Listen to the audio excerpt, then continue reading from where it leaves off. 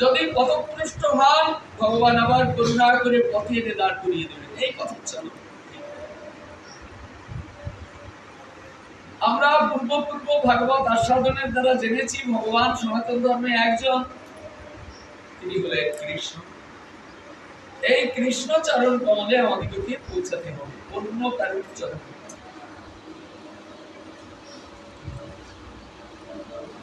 এই যে ভগবানের ভজন সাধন, এটা দেবতাগণেরও আরাধ্য, কিন্তু ভগবান তাদেরকে এমন দেহ দিয়েছে, ওই দেহ তারা ভজন সম্ভব। এই জন্য দেবতারা ভজন করতে পারে। তাহলে এই দুর্লভ মন্ত্রটা সত্যি কত দুর্লভ, এগুলি চিন্তা করলে বোঝা যায় কত দুর্লভ। আমাকে ভগবান সেই তনু দিয়ে গড়ে আমাকে জগতের বুকে নিয়ে এসেছেন। তিনি বারে বারে জগতের বুকে এসে বিভিন্ন রূপ ধারণ করে, বিভিন্ন লীলা বিস্তার করে জগতের জীবকে করুণার পথে তিনি টেনে নিয়ে যাচ্ছেন। সেইগুলিকে সাধন করবার জন্য আমি আজ এই দুর্লভ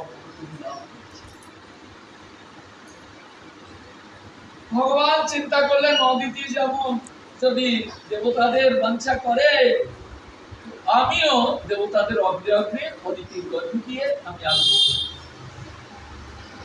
কেননা জগতের মুখে আমারও তো একটা আবির্ভাব চাই। আমি ভগবান বলে আকাশ থেকে ঘুরে গিয়ে লাভ দিয়ে পড়লে তো হবে না। জগতে নরলীলা করতে গেলে মানুষের মতো এরকম দেহ ধারণ করতে হবে। আমিও দেহ ধারণ করবো, ভগবানও দেহ ধারণের প্রভুত্ব বলেন।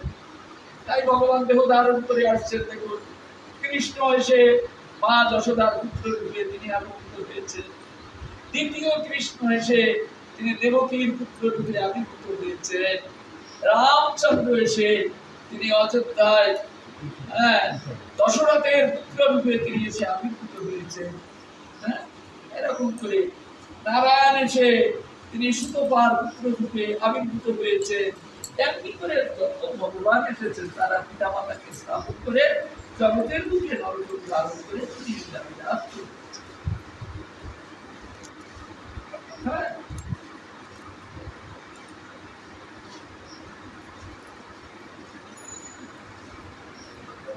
এখন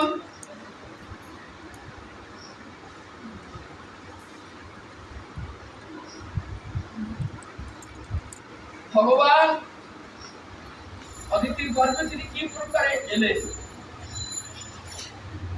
সেইটিকে সুপ্রীপাদ প্রকাশ করছেন। আমরা একটু দেখে নিই। শুদ্ধায় বদ্ধাঞ্জলি গিরিতং স্থিতা নোৎসেহ আত্ম জলার্ধেক্ষণা বহু বহু তুষ্টি লোকা কুলাকৃতি স্তব্ধ দর্শনাত্ম সবদত্ত ভগবান আসছেন অদিতি দেখতে।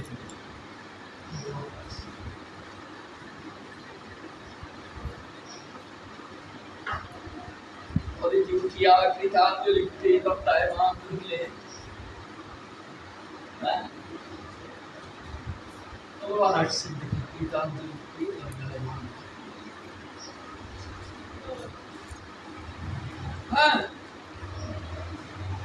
ভগবানের কথা সবার মনে আছে তো? আমি আর এক পদক বলে নিই। আমাদের এই সনাতন ধর্মে ভগবান হলেন শ্রীকৃষ্ণ। শ্রীকৃষ্ণের দ্বিতীয় মুখ হলেন বলরাম। বলরামের থেকে 4টি বিগ্রহ প্রকটিত হয়েছে: বাসুদেব, সংকর্ষণ, প্রদ্যুম্ন, অনিরুদ্ধ। এই 4টি মুখের 1 নম্বর মুখ হলো বাসুদেব। ওই বাসুদেব নারায়ণ রূপে প্রকটিত হয়েছেন, বাসুদেব রামচন্দ্র রূপে প্রকটিত হয়েছেন, বাসুদেব কৃষ্ণ রূপে প্রকটিত হয়েছেন। বাসুদেব যত অবতার আছে ভগবানের সমস্ত অবতারই ওই বাসুদেব। বলরামের প্রথম রূপ। আমাদের সনাতন ধর্মে স্বয়ং ভগবান হলেন কৃষ্ণ, তিনি হলেন লোকাদিত। আর বলরাম বৈকুণ্ঠে এসে চতুর্ভুজের প্রথম মুখ দ্বারা ভগবানের অবতার প্রকট করলেন। দ্বিতীয় গুহ হলেন সংকর্ষণ। সংকর্ষণের দ্বিতীয় গুহ কারণার্ণবসায়ী বিষ্ণু। কারণার্ণবসায়ী বিষ্ণুর দ্বিতীয় গুহ গর্ভোৎসায়ী বিষ্ণু। গর্ভোৎসায়ী বিষ্ণু পরবর্তী গুহ চতুর্থ গুহ ক্ষীরোৎসায়ী বিষ্ণু। ক্ষীরোৎসায়ী বিষ্ণুর দ্বিতীয় গুহ হলেন অনন্তদেব। অনন্তদেবের পরে অনন্তদেব থেকে বাবা ভোলানাথ প্রকটিত হয়েছে। এই মতো জানলাম। প্রত্যন্ত থেকে নৃসিংহ এবং বামন প্রকটিত হয়েছে। আজকে যে বামন দেবের কথা আমরা শুনছি। মনুষ্য থেকে বরাহ, কূর্ম, মৎস্য ইত্যাদি ভগবানের অবতার। তাহলে স্বয়ং ভগবান হলেন কৃষ্ণ। এই কৃষ্ণই আমাদের সনাতন ধর্মের মূল বিগ্রহ। ইনি যুগে যুগে জগতের বুকে আসেন না, ইনি যুগে যুগে অবতার প্রেরণ করেন। তিনি সপ্তম মন্বন্তরে অষ্টবিংশ চতুর্যুগের দাপরের শেষ ভাগে প্রথম জগতের বুকে আবির্ভূত হন। সপ্তম মন্বন্তরে অষ্টবিংশ চতুর্যুগের দাপরের শেষ ভাগে শ্রীধাম বৃন্দাবনে নন্দনন্দন শ্রীকৃষ্ণ।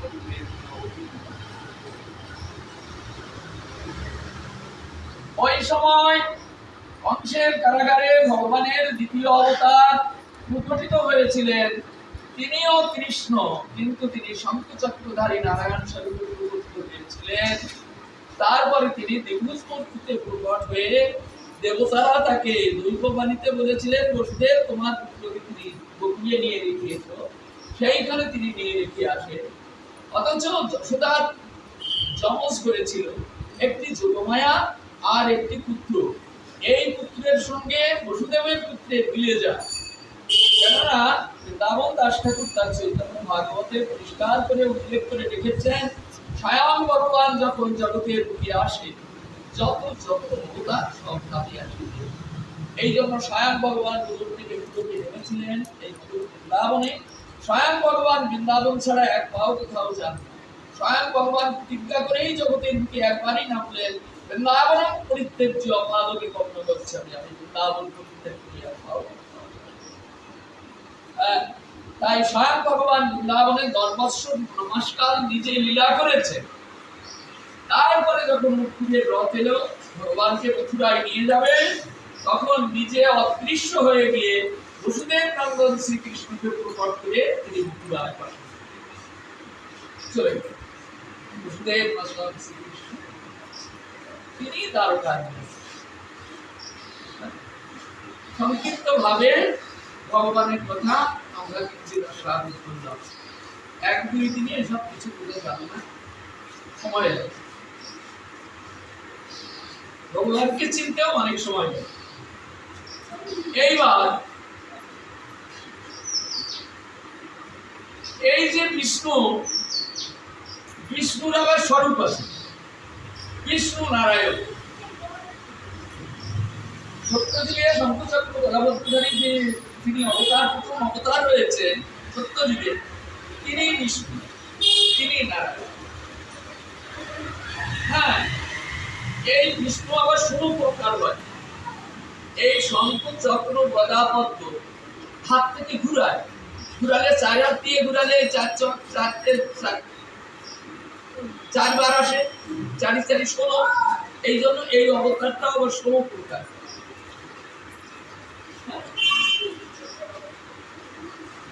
সনাতন ধর্ম বোঝাটা এখন সহজ নয়। এই 16 প্রকারের এক প্রকার নারায়ণ, এক প্রকার বিষ্ণু, এক প্রকার গর্ভোৎসাহী বিষ্ণু, এক প্রকার ক্ষীরোৎসাহী বিষ্ণু। হ্যাঁ, এরকম বিষ্ণুর মধ্যে প্রকার ভেদ।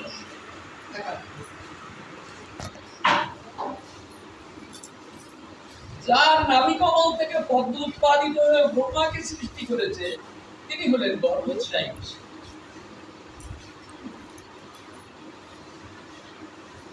এইবার ব্রহ্মা ভগবানের সঙ্গে সাক্ষাৎ করতে পারেন না, তার জন্য ব্রহ্মা কান্নাকাটি করছিলেন, আমি যদি এতই অপরাধী করি, আমি যদি কিছুতেই তোমাকে দেখতে না পারি, তাহলে তুমি কৃপা করে আমাকে শান্তি দিতে।